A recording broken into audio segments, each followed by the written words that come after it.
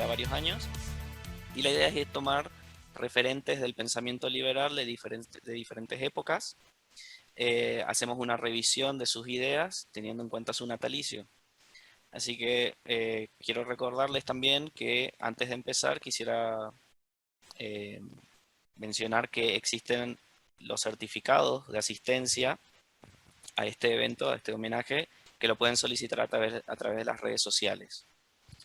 Está muy bajo tu audio, El día de Francisco. hoy conversaremos sobre el liberal, político e historiador Lord Francisco, Acton. Sí, y eh, quisiera arrancar con una breve reseña, comentando un poco sobre él, y luego pasaremos a presentar a los oradores. Bien. Eh, bueno, Lord Acton, que ha nacido en Nápoles, es apasionado por la historia de la libertad y de las ideas. Su nombre completo es John Emerick Edward Dalbert Acton, quien fue un filósofo, escritor, político, pedagogo, profesor universitario, periodista, es de nacionalidad, bueno, británica, miembro de la Academia de Ciencias de Baviera, caballero comendador de la Real Orden Victoriana. Perdón, subo el micrófono, ¿se escucha bien? Disculpen. A ver, lo dejo más cerca. Disculpen, sí.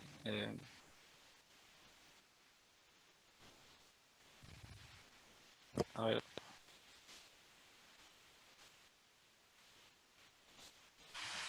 ¿Ahí se escucha mejor? está mejor. Ok. Perdón la interrupción. Sí. Bueno, como mencionaba, era miembro de la Academia de Ciencias de Bavaria, caballero comendador de Real Orden Victoriana. ¿Sí? En las postrimerias, no sé bien qué es eso, disculpen, de la época victoriana, en el marco de cambios políticos, económicos y sociales, combinado con gran éxito el proceso industrializador, Lord Acton se convierte en una de las figuras más emblemáticas de la época. Inspirado en Thomas Jefferson y John Adams, adhirió al modelo confederal exaltando las bondades de la República Norteamericana. Luego de la Guerra de Secesión de 1861 a 1865. En contraposición a regímenes tiránicos y totalitarios, posición que influyó de manera decisiva en el seno del gobierno británico y fue compartida por la mayoría de los católicos ingleses contemporáneos. Sus conflictos con la jerarquía católica romana fueron determinantes para el retiro de la dirección editorial del periódico mensual católico romano The Rambler en 1859, del cual fue acreedor, y la posterior censura pública de la revisión en agosto de 1862. Al sostener, y cito, no hay peor herejía que el hecho de que el oficio santifique a quien lo posee, confirmó. En conformidad a conocimientos históricos adquiridos, sus postulados doctrinarios sobre la infalibilidad papal en el Concilio Vaticano I, que conjuntamente a las cartas notables a The Times, ilustrando el tema principal de Gladstone, lo convirtieron alrededor de 1870 en una de las figuras más controversiales de la época, pero con un legado insuperable que ha influenciado, entre otros, a Friedrich Hayek. La democracia en Europa, la historia de la libertad en la antigüedad y un conjunto de conferencias, artículos y ensayos de interés sobre la tolerancia religiosa, conciencia individual y el gobierno constitucional constituyeron sus obras más notables. En el marco de la comprensión cabal de las tensiones entre poder y libertad comprensivas del proceso histórico filosófico de la civilización occidental. Recordando la célebre frase del historiador más influyente del siglo XIX, cito, el poder tiende a corromper y el poder absoluto corrompe absolutamente. Es que el día de hoy celebramos fervientemente su natalicio. Bien, disculpen la interrupción anterior, pero bueno, ahora pasaremos a presentar a los oradores. Hoy tenemos aquí presente 3 personas. Uno es Gonzalo Ramón Aguirre, que es profesor de historia. Otro es Alejandro San Francisco, licenciado en historia de la Universidad Católica de Chile. Bien, y bueno, ha hecho maestrías también en Europa. Y por último lo tenemos a Ariel Cáceres, que es profesor y secretario de Desarrollo Institucional del Club de la Libertad. Quiero recordarles a los oradores que el tiempo de exposición será de 15 minutos, y mientras los disertantes van desarrollando sus ideas, esto ya es para el público, pueden ir dejando sus inquietudes y preguntas en el chat, y luego vamos a tratar de leer cada una de ellas. Así que para arrancar, vamos a seguir este orden. Primero va Gonzalo, luego Alejandro y luego Ariel. Así que cuando estés listo, Gonzalo, arrancamos. Bueno, ¿qué tal? ¿Se me escucha bien? No Sí, estoy yo seguro de escucho eso. un poquito despacio, escucho, Bueno, pero sí. bueno. A ver, ¿ahí se escucha bien o no? Yo escucho, no sé el No. resto. Acá ponen algunos que no se Bueno. escucha, parece. No sé si era por mí o Mm. creo que era por mí. Disculpa. Sí, Arrancar hoy temprano. nomás. Bueno, buenas tardes, buenas tardes. Me llamo Aguirre Gonzalo. Eh, Soy de Argentina, de una ciudad que se llama Corrientes, la capital de esa ciudad, de esa provincia. Y voy a hacer digamos, una exposición principalmente sobre Lord Acton, sobre su visión sobre la historia como ciencia. No tiene un título esto que yo voy a exponer, pero podríamos resumirlo como una especie de entendimiento o reflexión sobre los entendimientos que Lord Acton tenía sobre la ciencia de la historia y la relación y la epistemología, los conceptos eh, que, que aborda la ciencia de la historia y su relación con el liberalismo en relación a lo que la historia podría brindarle al liberalismo y podría tomar el liberalismo de la historia como ciencia. Una aclaración que quiero hacer quizás es que voy a hablar mucho de conceptos y por ahí eso quizás no sea muy atractivo por ahí para algunos, pero al final de la charla también voy a mencionar algunas cosas, que esta segunda parte de la relación de la historia con la ciencia de la historia, de la ciencia de la historia con el liberalismo. La bibliografía de donde saqué la información se llama Ensayo sobre la libertad y el poder, de Paloma de la Nuez, Unión Editorial 2010, que es básicamente una compilación de ensayos de Lord Acton. Y el ensayo del que yo voy a hablar se llama Estudio de la Historia, que fue una conferencia que él brindó en Cambridge en 1895. Primeramente me gustaría aclarar lo que es el contexto en el cual, muy brevemente, en el que Acton se desempeñó, y el contexto sobre todo ideológico o filosófico, si se quiere, en relación a su entendimiento con la ciencia de la historia. En ese siglo, mediados y finales del siglo XIX, la ideología imperante en toda la ciencia prácticamente es lo que se llama el positivismo o objetivismo, que deviene básicamente de lo que es el avance de las ciencias, de todas las ciencias y de los avances científicos, y también principalmente toma el método científico de las ciencias naturales, que esto vendría a ser buscar, muy resumidamente, la comprobación de las cosas. En este caso, la comprobación de los hechos que sucedieron en el pasado. Entonces, otra de las palabras que se utiliza mucho para entender esta ideología en ese tiempo es lo que es la filología, o sea, la acumulación de información de documentos. Es la manera de que la historia tiene de comprobar el pasado a través de los documentos y actualmente también ya a través de bibliografía, pero siempre retrotrayéndose a lo que es la documentación. Entonces, una de las características principales de esta época es que hay una apertura de la documentación que se vuelve pública a lo largo de todo este siglo y el posterior siglo XX, y entonces hay una inundación de documentos. Significa que anteriormente estos documentos estaban protegidos o eran muy para algunas personas nada más, y principalmente los historiadores antes investigaban sobre los hechos que le acontecían en su tiempo próximo. En cambio, ahora se puede investigar ya con con un tiempo muy pasado. Entonces, esta inundación lo que produce, uno de los conceptos principales que Lord Acton menciona en este ensayo, es que hay que aprender a servirse de esa información. De nada nos sirve, por ejemplo, acopiar muchísima información, muchísimos documentos, y no poder darle la aplicación en una vida, digamos, y un entendimiento a esa información. Ese sería uno de los primeros ideas que él nos brinda a nosotros, ¿no?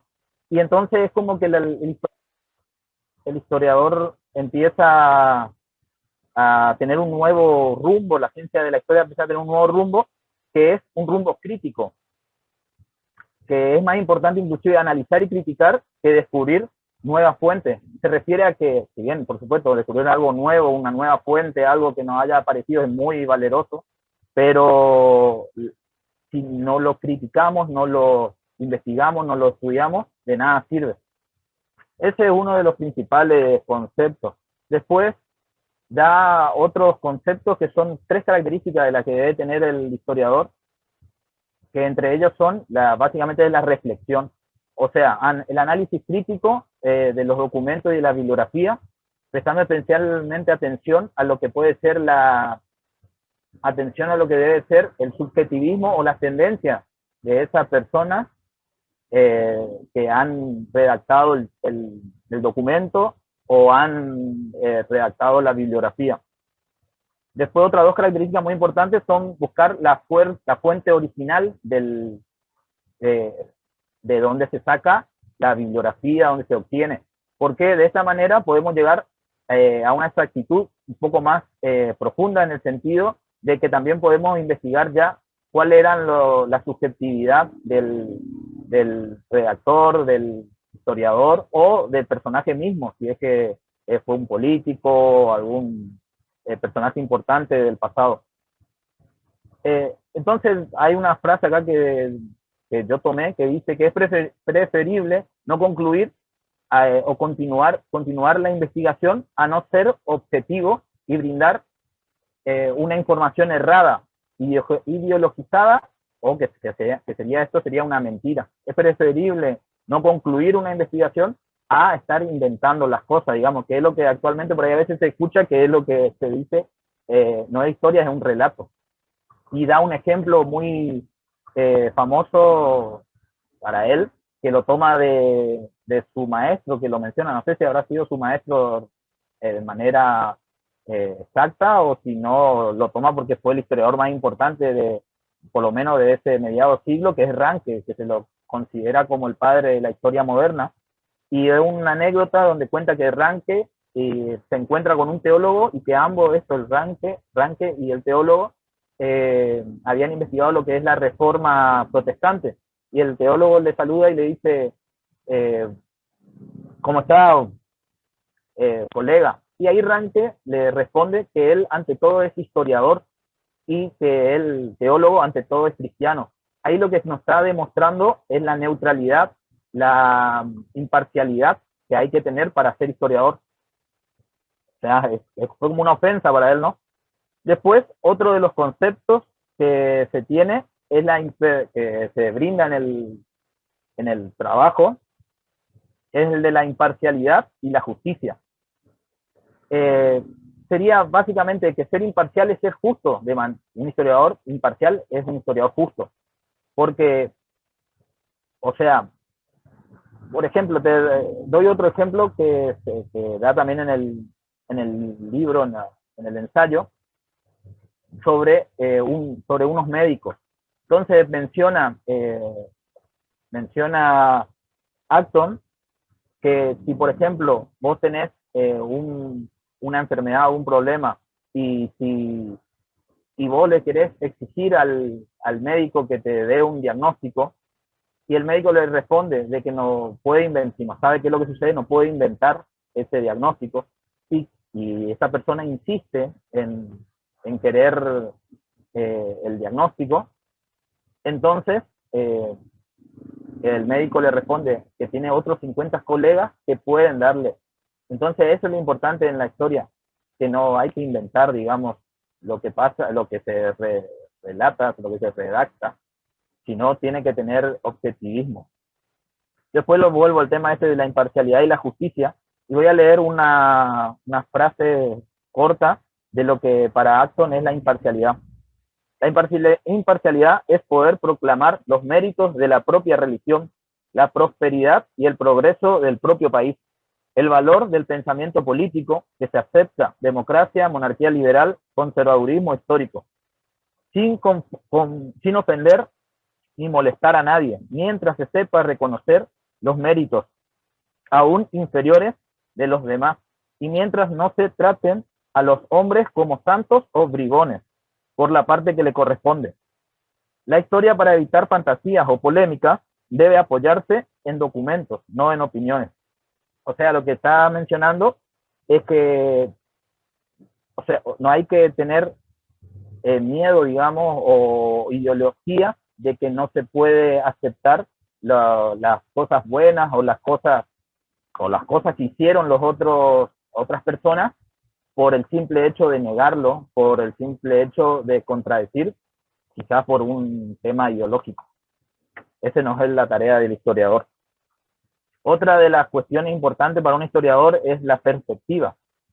Sería no tener preferencias y cuidarse preferencias con respecto a lo que es alguna figura pública, alguna figura trascendental de su tiempo. Supongamos que estamos en el presente, tener cuidado con el prestigio, por ejemplo, de los grandes hombres. ¿Por qué? Porque el historiador no debe desfiarse de nadie por el tema ideológico. Bien. Luego, otros dos conceptos que no lo menciona de manera directa, digamos, pero sí lo deja ahí latente, que son dos conceptos se utiliza mucho actualmente, que es el concepto de contrafáctico, que es aquella teoría, si se quiere, de que es algo que no sucedió y que si pasaba esta otra cosa, podía haber sucedido, pero no es algo que sucedió, por lo tanto no es algo real. Eso sabemos que es contrafáctico, ¿no? Entonces, acá Lord Acton también menciona lo que en filosofía se conoce como determinismo. En esa época era una corriente filosófica muy importante, el determinismo, aquella filosofía que se dice de que las cosas suceden como deberían de suceder y no podían suceder de otra manera. Sería lo contrario de lo contrafáctico.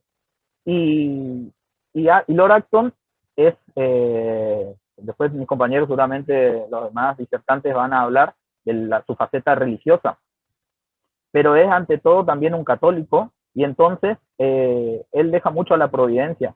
Y entonces de esta manera no puede, o sea, lo que sucedió, esto del tema del determinismo, lo que sucedió, lo que pasó, no puede ser malo y no puede ser, o no solo malo, sino que es lo justo, es lo que debería haber sucedido y es racional que eso haya pasado.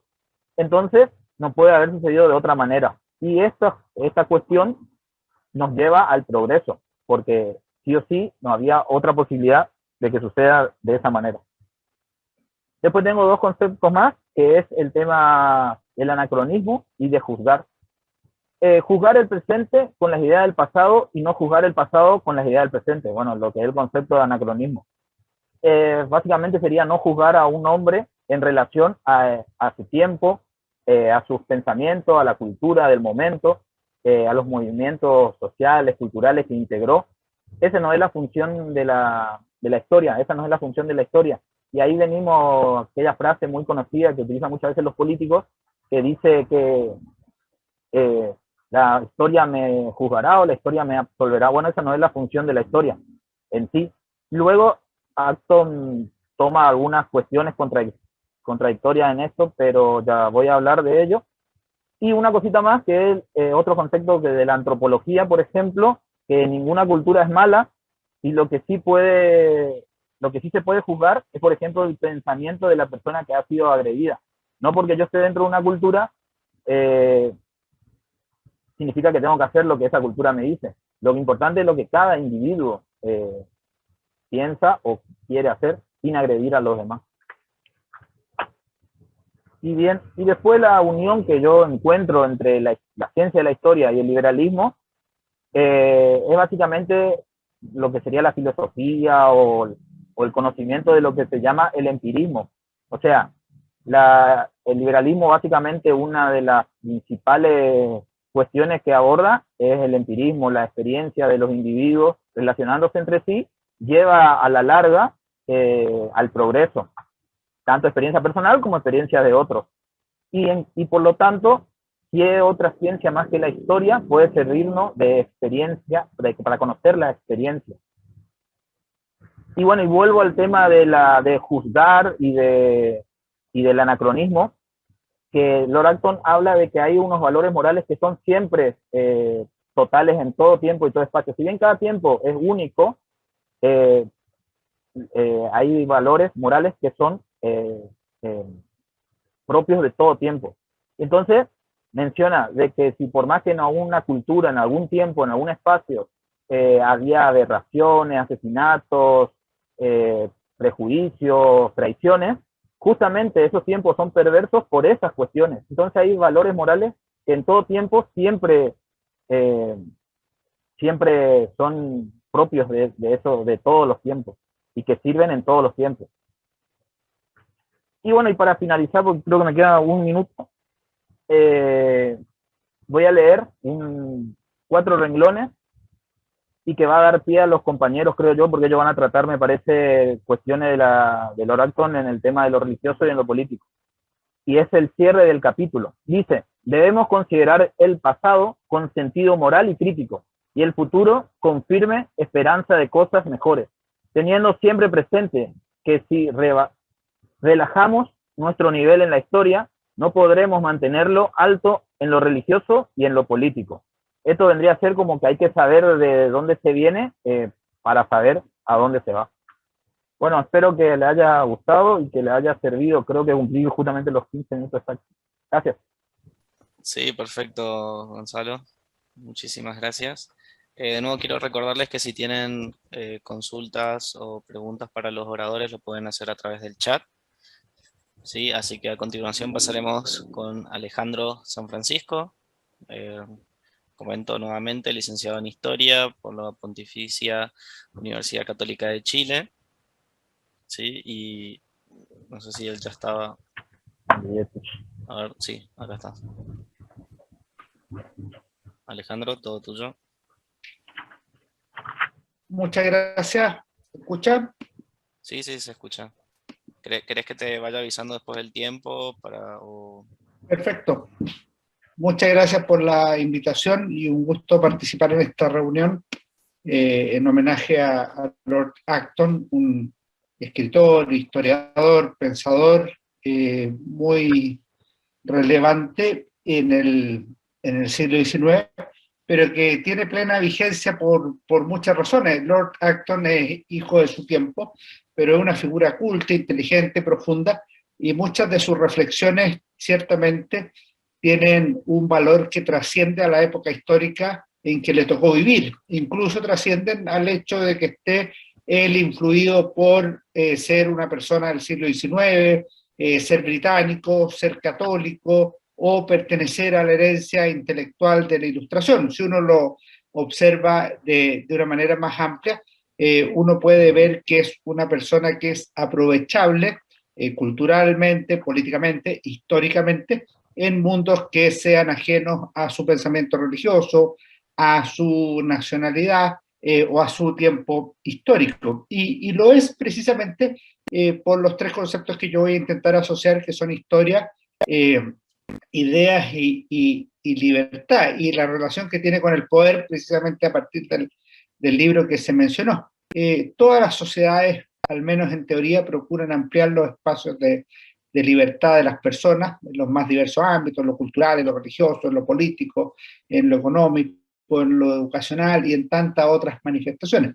Pero como contrapartida de eso que podríamos decir es la ampliación de la libertad, existe el poder político que no es que sea contrario per se a la libertad, pero intenta controlar que no se desbande esa libertad y habitualmente pugna entonces con ese deseo de expandir la personalidad de la gente. Ahora, cuando Lord Acton trata el tema, lo trata desde una perspectiva histórica, la trata en tiempo presente, la trata en distintas conferencias, como la que se manifestó aquí en relación a la historia, pero también tiene numerosas otras conferencias de tiempos, de momentos históricos que son muy relevantes en el mundo clásico, en el primer cristianismo, en la reforma protestante, en las revoluciones británica, francesa y norteamericana. Y todas ellas, si uno tuviera que darles una línea de interpretación, sería la proyección de la libertad en la historia. Eso lo hace en este libro, Ensayos sobre la libertad y el poder, que es un libro altamente recomendable de Lord Acton. Esta es la edición de Paloma de la Nuez, publicada por Unión Editorial. Y cuando uno lo revisa, él señala que la gran virtud de la historia, o la razón de ser de la historia, o por qué la historia es útil y valiosa, es porque nos hace más sabios, es decir, nos permite comprender las cosas del pasado y darles una perspectiva. Y a su juicio, la libertad no es solo una parte del desarrollo de la historia de los pueblos, sino que tiene que estar asociado a los fines que persiguen las personas y las sociedades. Ahora, cuando se analiza esto desde la perspectiva histórica, evidentemente surge una pugna libertad y poder, o una relación entre la libertad y el poder que existe en una sociedad específica y en un momento determinado. Ahora, llevado esto a la práctica, Lord Acton hace distintas, podríamos decir, distintas reflexiones sobre los avances y retrocesos de la libertad. Yo voy a decir unas 2 o 3 cosas en aras al tiempo, y en algunas voy a complementar, de acuerdo a mi visión, cosas que él plantea. Pero en primer lugar, Lord Acton está convencido de que existe una dialéctica pasado-presente y una dialéctica presente-pasado, es decir, estamos en alguna medida influidos, no determinados, por el pasado. Y de esa manera se proyecta el futuro. Y la corriente vectora, la línea común que tienen pasado, presente y futuro, sería el plano de las ideas. En este sentido, Lord Acton relativiza otros factores de desarrollo histórico que corrientes diversas valoran. Por ejemplo, las personas, y en este sentido él se opone a esta teoría de que la historia, por ejemplo, avanza a partir de grandes héroes, como ha señalado también un autor británico, o avanza a través de las estructuras, como podría ser la lucha de clase u otra. A juicio de Lord Acton, estaría dada por las ideas. Y él está convencido que una de las ideas más importantes es precisamente la libertad, que es una idea que se va desenvolviendo a través del tiempo y que tiene una vinculación ciertamente con lo religioso, con el factor religioso, precisamente porque las religiones fueron en un comienzo promotoras de la idea de libertad en la lucha con el poder por la libertad religiosa, cuando surgieron, por ejemplo, en el caso de la religión católica. Ahora, esto no es estático. Después la religión termina asociada al poder político y siendo partidaria, por ejemplo, de una religión oficial y no de la libertad religiosa que reclamaba en un primer minuto y que termina reclamando tiempo más adelante. Ahora nosotros deberíamos preguntarnos, ¿la libertad funciona de una manera atractiva desde un primer momento. La libertad tiene una dinámica propia que hace factible pensar que va a ir creciendo a través del tiempo. Lord Acton tiene una frase muy notable, que yo lo quiero unir con otra, que dice: la libertad es extremadamente contagiosa. Esa es la frase de Lord Acton, pero que yo quiero unir con otras que es relativa a la tarea de los historiadores. Dice que los historiadores tienen un vicio, aparte de los que fueron mencionados en la primera conferencia: preocuparse de los hechos más que de las ideas.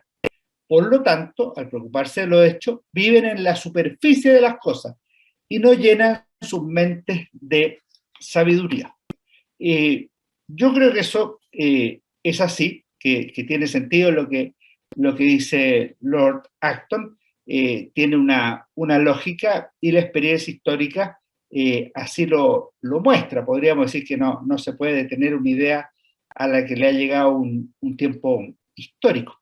Pero me parece que la simbiosis, la relación entre hechos históricos y con ideas no es tan contradictoria, no es una u otra, sino que los hechos y la idea tienen que ser articuladas, como tienen que ser articuladas las personas con las estructuras, o las personas con las ideas, o las estructuras con las ideas. ¿A qué me refiero? Si uno analiza el capítulo, por ejemplo, que dedica Lord Acton a la expectativa de la Revolución Francesa, y que contrapone, por ejemplo, al éxito de Tocqueville, que suponía que no había elementos que anunciaran el futuro de la Revolución Francesa, con otros autores contemporáneos del siglo XVIII, no analistas del XIX como Tocqueville, que mostraban muchas señales de que iba a existir una revolución.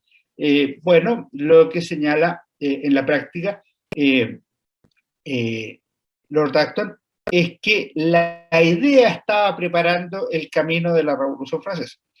Eso lo podríamos aceptar, pero si uno analiza, y acaba la reflexión mía, una vez producida la Revolución Francesa, lo que es expansivo, lo que es contagioso, es el hecho de la Revolución Francesa. Es decir, el hecho revolucionario se vuelve atractivo en otras sociedades. Y, por ejemplo, la idea de independencia, que está asociada a la misma idea de libertad o de no dependencia de un tercero de potencia, pasa a ser, pocos años después de la independencia norteamericana, una idea relevante en los países latinoamericanos. Y si bien es una idea, la idea está acompañada por dos hechos, que son la independencia norteamericana, es decir, separarse de una potencia que dominaba, y de una monarquía, como sería el caso de la Revolución Francesa, incluso sacando al rey como posible autoridad. Lo que quiero decir es que las ideas son extremadamente contagiosas, como lo dice Lord Acton, pero los hechos también son extremadamente contagiosos, y no es, creo yo, necesario disociarlos de manera absoluta, sino que tal vez podría ser más valioso integrarlo. Ahora, claro, el historiador de las ideas tenderá a quedarse en la potencia que tienen las ideas, la intuición intelectual, la expresión, el pensamiento político, el pensamiento filosófico, incluso el pensamiento religioso de cada tiempo. Pero los sucesos no son neutros, tienen un valor asociado, y me parece que hay que darles el respectivo valor. Ahora, esto tiene que ver también con la comprensión de la vida que tiene Lord Acton. Cuando él analiza la historia, refiere en varias ocasiones a San Agustín de Hipona, que junto con ser el primer filósofo de la historia cristiana, es el primer teólogo de la historia cristiana. Y si uno mira cuál era el pensamiento de Agustín respecto de los motores de la historia, efectivamente para Agustín eran la divina providencia, o sea, la acción de Dios en la historia, la libertad humana y la acción del demonio. Y que eso es lo que actuaba en el mundo. Y cuando él hablaba de dos ciudades, eran dos ciudades que se mezclaban, o sea, que podrían estar en la misma sala personas pertenecientes a la ciudad de Dios y a la ciudad terrena. Pero lo que le preocupaba a San Agustín no era la grandeza transitoria de los imperios, que esa era una cuestión que podría irle más bien o más mal en un determinado momento, sino la salvación o condenación del mundo futuro. Es decir, tenía un sentido trascendente de la historia y no un sentido inmanente de esa misma historia. Y me parece que eso tiene que ser puesto también en la cabeza de Lord Acton. Cuando él quiere hacer un mundo mejor, quiere hacer un mundo mejor con sentido trascendente y no solo con sentido inmanente. Quiero hacer una última reflexión porque me parece que son temas que muchas veces se callan y que tienen valor. Habitualmente cuando se cita a figuras como Lord Acton, se dice que él contrapone libertad a poder o a despotismo, es decir, lo que habría en él es una preocupación de carácter puramente político, se opone a un poder excesivo, a una monarquía absoluta o a un déspota. Sin embargo, hay buenas reflexiones de Lord Acton señalando que tanto se opone a la libertad, el poder y el despotismo, como la pobreza y la ignorancia. Esto cobra especial relevancia porque si uno tuviera que interpretar a Lord Acton en clave 2022, podríamos decir que si es verdad que la finalidad de una sociedad es la búsqueda de la libertad, entonces las luchas del presente serían la lucha contra el despotismo y por la limitación del poder, en primer lugar, y en segundo lugar, la lucha contra la ignorancia y por las adecuadas condiciones de vida y educación de la población en cualquier sociedad de que se trate. Me parece que es una manera más compleja de entender a Lord Acton. Muchas gracias. Muchas gracias, Alejandro. Dejo también que cumpliste el tiempo. Bueno, ahora pasamos al último orador, Ariel Cáceres. Y de nuevo les recuerdo a la audiencia que pueden dejar sus consultas, sus preguntas en el chat. Ariel, todo tuyo. Bueno, muy buenas tardes. Gracias, Francisco. Gracias al Club de la Libertad, el equipo de homenaje, que ya adelante este tipo de eventos muy significativos, por cierto, para dar a conocer la historia, los antecedentes y todo el legado de pensadores como Lord Acton, ¿no es cierto? Bueno, es para mí un honor estar nuevamente en un homenaje.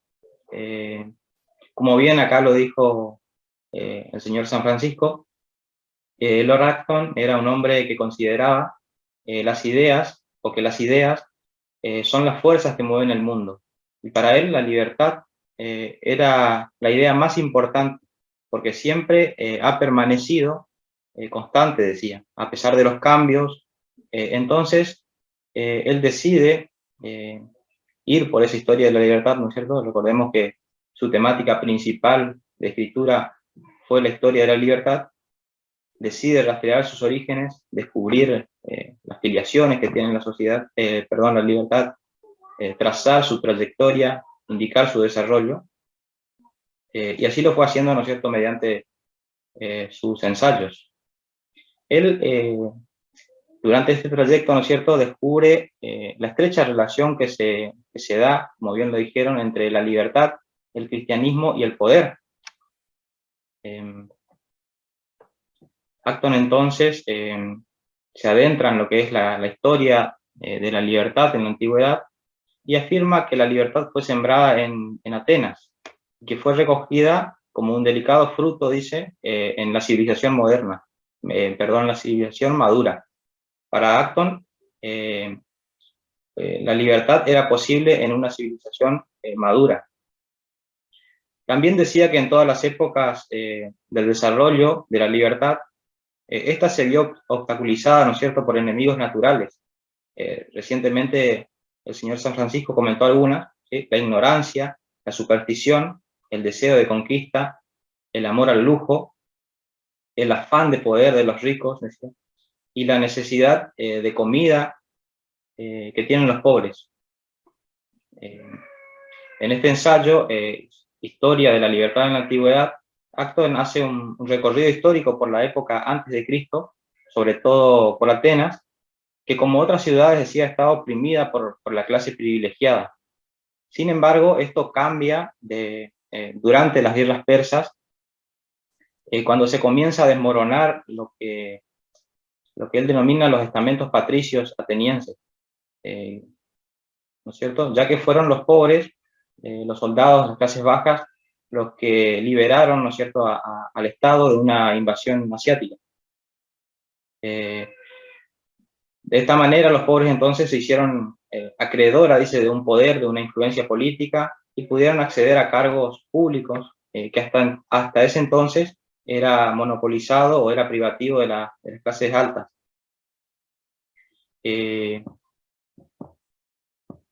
Los griegos por entonces ya habían dejado su sistema de creencia politeísta, ya aprendieron a aplicar el raciocinio, y aquí para Acton, Pericles es quien tuvo un papel preponderante, al pregonar que el pueblo, decía, era el titular del conocimiento del bien y del mal, por lo tanto el pueblo era el titular del poder. Pericles también consideraba que todo ateniense que descuidaba su participación en los asuntos públicos ocasionaba un perjuicio al bien común. Por lo tanto, se preocupó que todos los pobres participen en la política y que fueran retribuidos con dinero público. Esto para Acton representó un avance en la historia, pero su retroceso llegó a su fin con el fin de la influencia de Pericles y el inicio de la guerra del Peloponeso, donde la matanza de clases superiores por las clases bajas fue preponderante. Atenas entonces para Acton fue recordado desde ese entonces como un pueblo antiguo que se hizo grande gracias a las instituciones democráticas. En virtud de esto último, este último episodio narrado, Acton argumenta que estar oprimido por una minoría es un mal, pero estarlo por una mayoría es un mal peor, porque las masas, decía, tienen una reserva latente de poder que si lo liberan, raramente la minoría es capaz de soportar, ¿no es cierto?, poder resistir. Decía que es el mejor criterio para juzgar a un país, si un país es realmente libre, es el grado de seguridad que gozan las minorías. Acton consideró importante que se haya sondeado en profundidad estos errores que cometieron los atenienses para formar una literatura de la sabiduría política, ¿no es cierto?, para no volver a cometer estos errores. Y teorizar, finalizar teorizando en una constitución mixta. Acton decía que la libertad no es un medio para alcanzar un fin político más elevado, es por sí misma el más alto de los fines políticos. Todo lo visto hasta acá entonces sobre Atenas y Grecia significaba para Acton la amplitud y la grandiosidad del pensamiento helénico, lo que los condujo a los umbrales de un mundo más grande, según Acton. Cuando las libertades de los pueblos antiguos fueron aplastados por el despotismo, dice Acton, las esperanzas ya fueron agotadas. Algunos ya habían establecido la existencia de un poder superior. Fue entonces que Filón de Alejandría afirmó que ser libre es obedecer a Dios, pero, sin embargo, la verdadera redención para Acton llega cuando Cristo pronuncia la frase: dad al César lo que es del César y a Dios lo que es de Dios. Estas palabras, dice Acton, que le otorgaron al poder civil unos límites que jamás había reconocido, ¿no es cierto? Esas palabras representaron el rechazo al absolutismo e inauguraron la libertad. Estas palabras también lograron reducir toda autoridad política dentro de sus límites definidos. Es decir, el Estado es el Estado, la Iglesia es la Iglesia. Son instituciones distintas. De aquí la creencia de Acton de que ambos órganos deben permanecer separados, ¿no es cierto? Lo contrario a lo que pensaban los ultramontanos contemporáneos de Acton. En la historia de la libertad del cristianismo, otro de sus ensayos, Lord Acton continúa desarrollando lo que es la historia de la libertad, ¿sí? Y bueno, recordemos que después de la crucifixión de Jesús, el martirio de sus apóstoles, los cristianos sufrieron unos 300 años de persecución, hasta que Constantino, proclamado emperador en el 306, más tarde se convierte y adopta como culto imperial al cristianismo, precisamente en el año 312, y también detiene esta persecución de los cristianos, ¿no es cierto?, dándole la libertad de culto al cristianismo y a todas las religiones del imperio. Acá, más bien lo que hace Constantino es lo que nuestro dicho trivial por ahí denomina poner una de cal y una de arena. Constantino, en realidad, al adoptar la fe, lo que pretendía no era abandonar el poder arbitrario que tenían los emperadores romanos, sino más bien consolidar su trono, ¿no es cierto? Usar a la religión como un soporte, como un soporte que consolide su trono, ¿no es cierto? La Iglesia entonces se convirtió en ese soporte del absolutismo. ¿Qué momento más pertinente, ¿no es cierto?, para recordar esta célebre frase que ya dijeron: el poder tiende a corromper y el poder absoluto corrompe absolutamente. Pero para Acton, cuando todo el imperio, en todo el imperio predominaba el absolutismo, cuando llega a su auge de poder, sería su ápice, los romanos conocen la existencia de un pueblo, de los bárbaros, de esta raza que no había renunciado del todo a su libertad, no estaba aplastada por el absolutismo, dice, porque vivían en una primitiva democracia, y para Acton los bárbaros representaban el germen remoto de los gobiernos parlamentarios, porque ellos actuaban de acuerdo con la voluntad popular. Sin embargo, dice que el feudalismo irrumpe también en una época de la historia, con mucha fuerza, e impulsa, ¿no es cierto?, a los súbditos a que se sometieran al poder de estos varones de la tierra, ¿no es cierto? Los pueblos de Occidente entonces están atrapados otra vez entre tiranías, entre una competencia que se da entre los señores feudales, entre los monarcas absolutistas, cuando aparece en escena la Iglesia, que durante un tiempo dice que demostró ser superior a los amos y a los vasallos, y demostró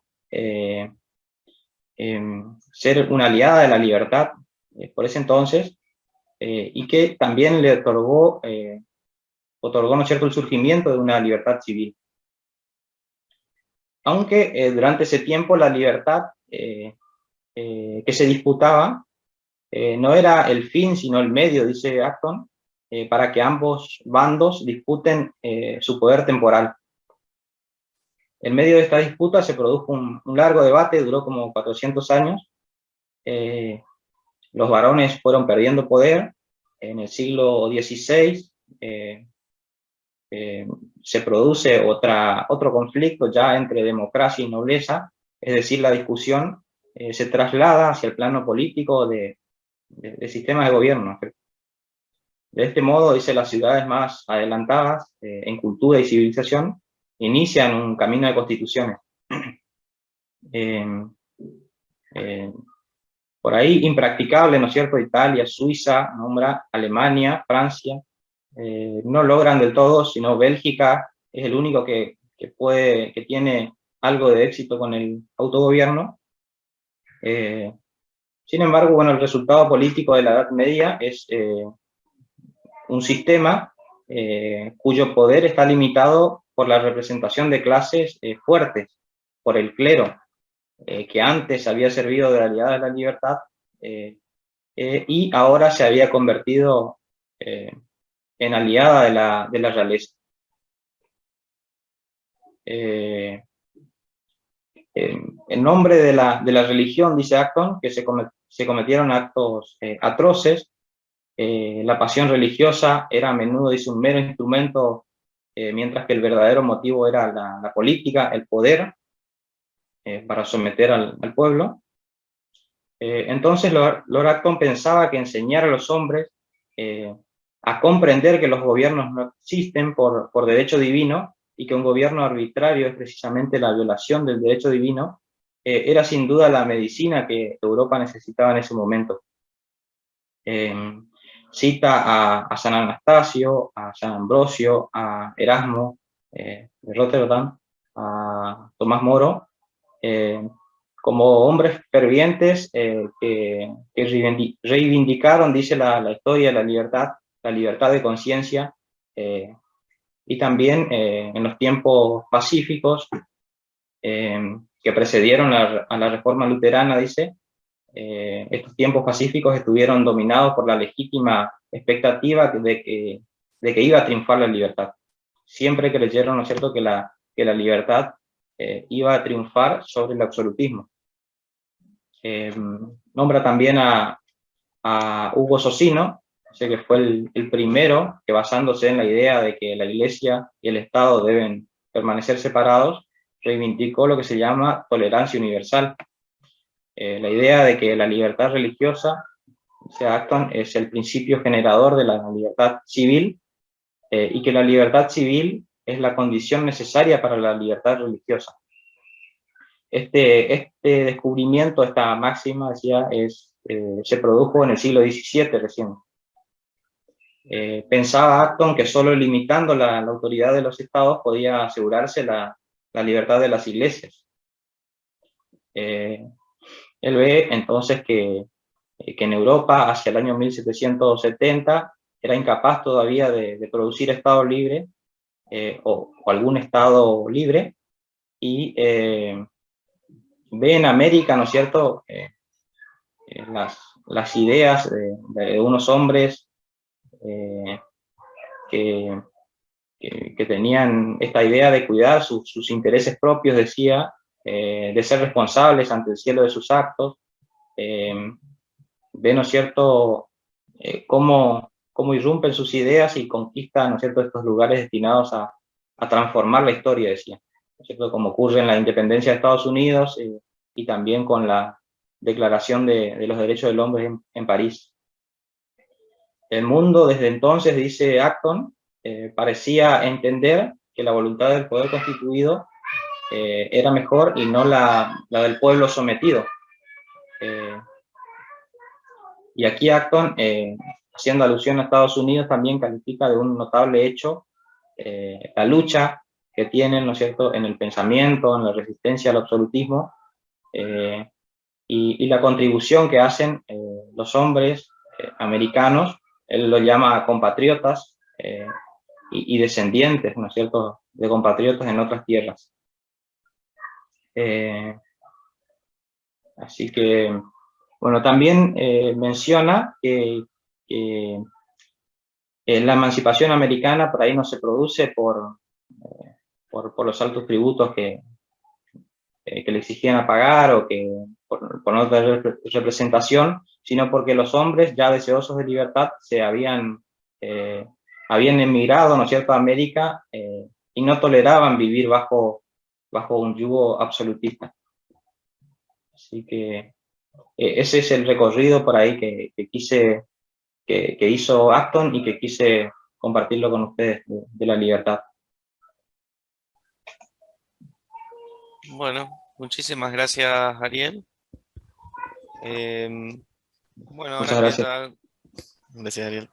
Bueno, ahora que ya han concluido los oradores, si tienen alguna pregunta o quieren escribir algo en el chat, lo pueden hacer.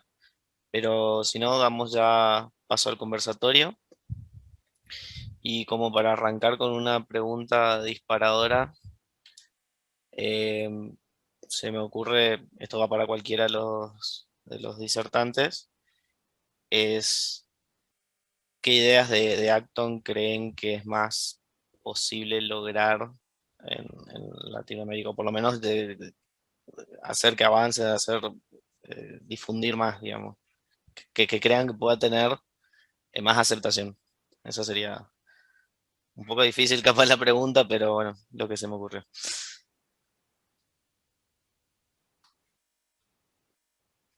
No sé si alguien quiere comentar o contestar eso.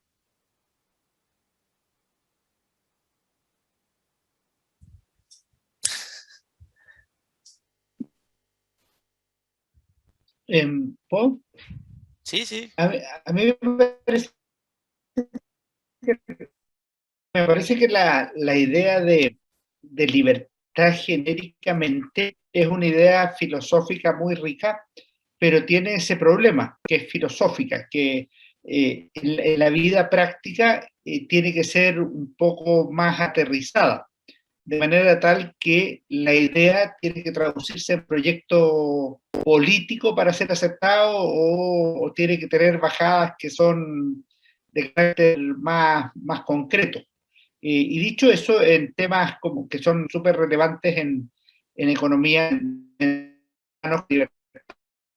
y la libertad económica, es muy relevante que esas ideas sean defendidas transversalmente en la sociedad. O sea, si las ideas las encarna un grupo social elitista, por ejemplo, esas ideas son menos atractivas para toda la sociedad.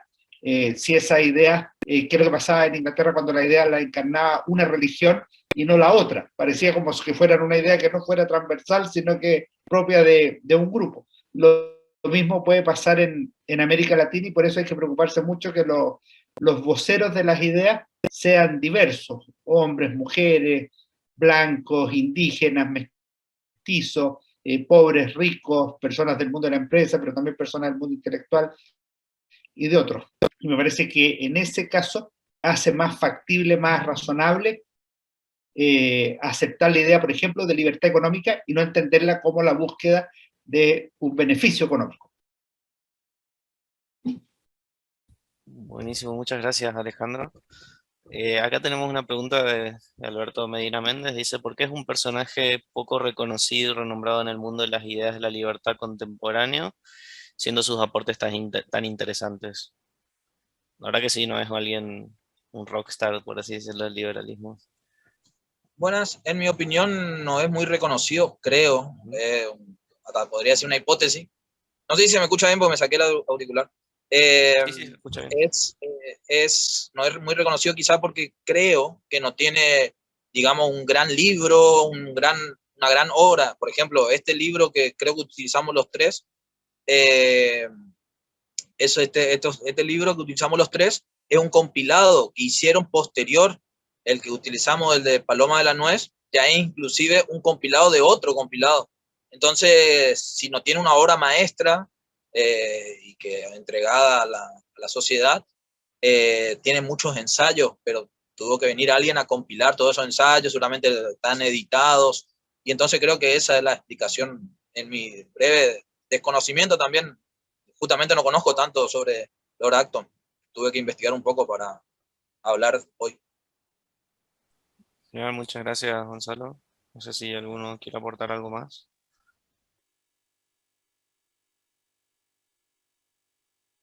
Si no, tenemos acá otra pregunta de Sebastián, que dice, la idea de libertad que no existía en la Edad Media era un orden testamentario. Entonces pregunta, ¿cuál es la relación entre la reforma y la libertad? No sé quién se anima a responder.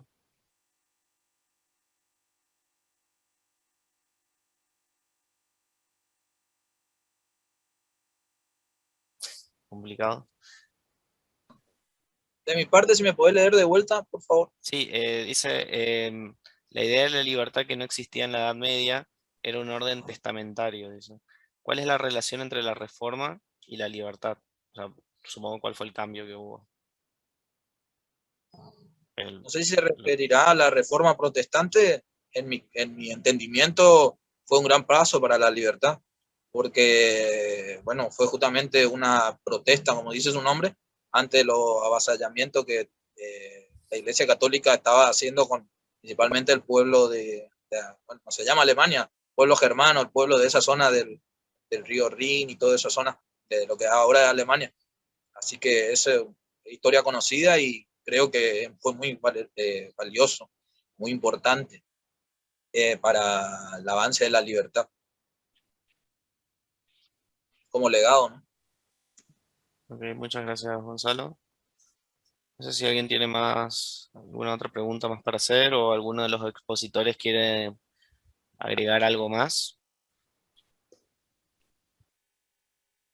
Yo Yo, la lectura que hice del libro Libertad y Poder fue inversa a la de Gonzalo, que la lectura que hace Acton, en parte puede ser porque él es católico, es que la negación de la libertad de los católicos en algún momento de la historia era como excepción. En cambio, después de la reforma, en el caso de los protestantes, fue como un imperativo.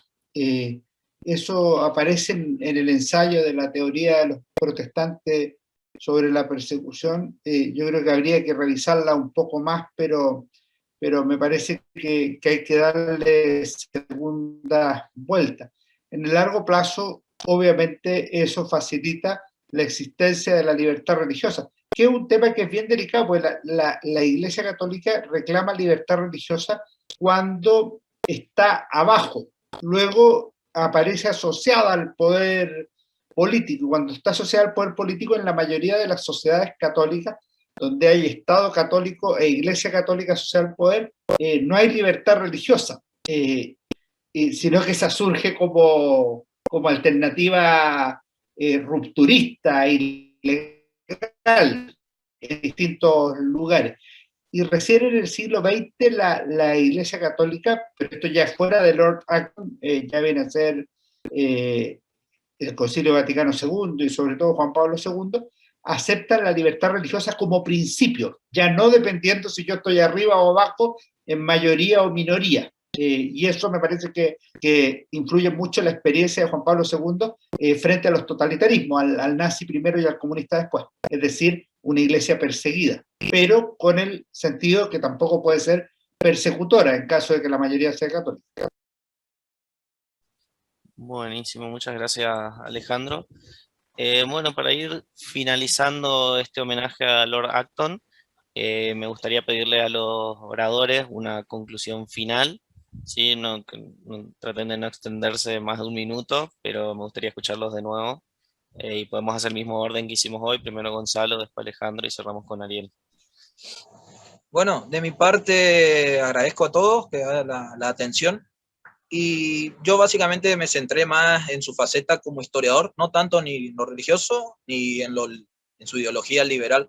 Y entonces voy a concluir de esa manera, que la importancia, algo que me olvidé decir y que era muy importante, él centró que la importancia de la historia sirve para que las personas no es que vuelvan a cometer, se escucha muchas veces que se dice, la historia sirve para no cometer los errores del tiempo pasado. En realidad, es decir, una iglesia perseguida, pero con el momento cada espacio es único, pero la historia puede servir no solamente como una guía, como una ayuda, como una especie de referencia de qué poder hacer ante alguna situación similar, no de manera exacta, sino como una ayuda, nada más. Esa sería mi reflexión más en lo netamente que es la ciencia de la historia y Lord Acton como historiador. Gracias. Muchas gracias, Gonzalo. Alejandro.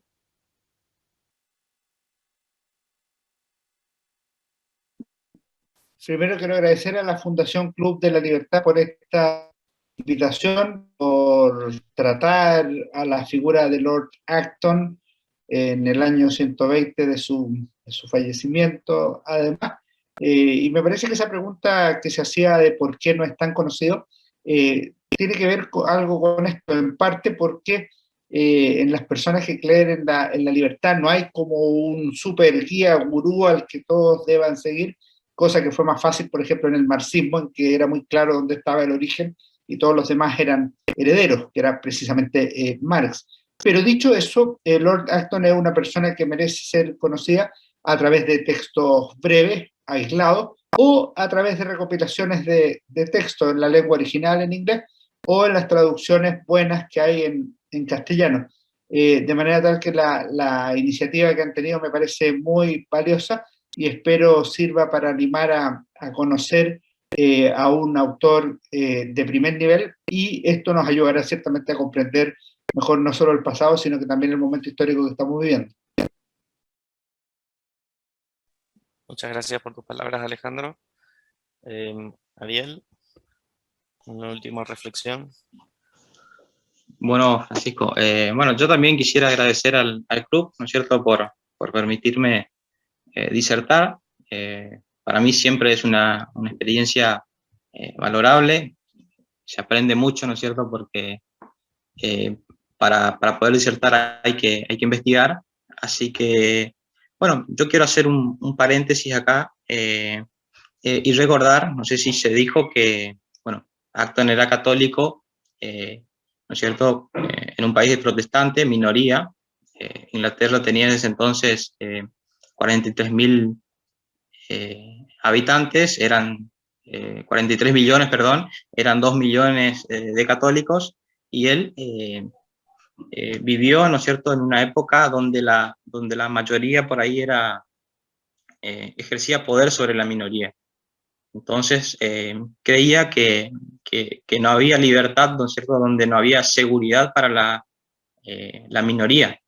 Así que, bueno, durante sus escritos, que son, recomiendo conocerlos, él intenta reconciliar, ¿no es cierto?, sobre todo a la iglesia, al liberalismo también, que por ahí se veía,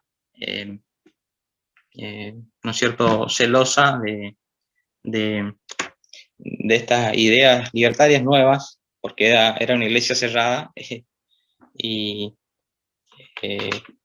bueno, como se mencionó, el Concilio Vaticano I, que también, ¿no es cierto?, reaccionó en contra del racionalismo, de los estados laicos y demás, así que, bueno, creo que fue un defensor de la libertad desde su posición minoritaria, y nunca se dio por vencido, así que, bueno, insto a seguir el ejemplo de Acton. Bien, muchas gracias, Ariel, y bueno, muchas gracias a todos los que participaron de este homenaje, en especial a los disertantes por darnos su tiempo y homenajear a Lord Acton. Así que paso a recordarles de nuevo que como es, los certificados de asistencia lo pueden pedir a través de las redes sociales. Y también quiero recordarles que el próximo evento que tenemos de homenaje será sobre Ayn Rand, que es el sábado 5 de febrero a las 18 horas y en esta misma plataforma de Zoom. Así que bueno, de mi parte, de parte de la Fundación, les agradezco por su esfuerzo, por el tiempo que le dedicaron a esto, a Ariel, Gonzalo, y también a Alejandro, y con esto nos despedimos. Así que muchas gracias. Gracias.